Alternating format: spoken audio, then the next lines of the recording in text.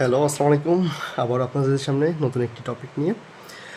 আজকের ওয়ার্ডটি হচ্ছে catching fish.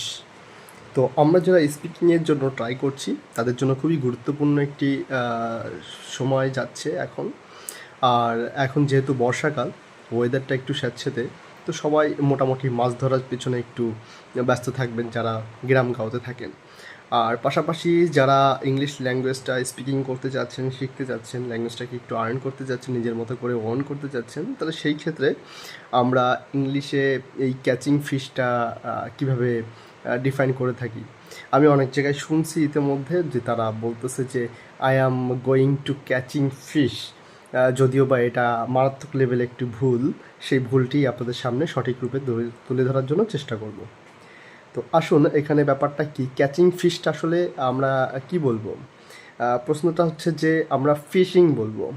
এখানে কোনো রূপেই ক্যাচিং ফিশ হবে না, এটা হবে ফিশিং। ফিশিং মানেই হচ্ছে মাছ ধরা। তবে ক্যাচিং ফিশ বললে সেটা কোনো রূপেই ভালো হবে না, সেটা কোনোভাবেই ঠিক হবে না। যদি কিনা কখনো আপনি কাউকে এক্সপ্লেন করে বোঝাতে চান, যদি কিনা এমন কোনো ব্যক্তি থাকে যে মাছ ধরা বিষয়টা কখনো জানেই না, বুঝতেই পারে না বা শোনেনি মাছ কী জিনিস, তখন তাকে এক্সপ্লেন করার জন্য আপনি বলতে পারেন এইভাবে। তবে আমার মনে হয় না পৃথিবীতে এমন কোনো ব্যক্তি আছে যিনি জানে না যে এক্স্যাক্টলি মাছ কী জিনিস, সেটা ধরতে হয় বা সেটা সমুদ্রে হয় বা নদীতে নালাতে হয়, আমরা জানি না। তো সেই ক্ষেত্রে অবশ্যই আপনারা ইউজ করবেন ফিশিং, নট ক্যাচিং ফিশ। একটু মাথায় রাখবেন একটু এই বিষয়গুলো।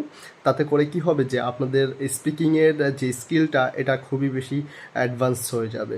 তো আমরা সাধারণত যারা এই ছোটোখাটো ভুলগুলো করে থাকি, আমি চেষ্টা করব আপনাদের এই ছোটো ছোটো ভিডিওর মাধ্যমে আপনাদের ভুলগুলো সংশোধন করে দেওয়া।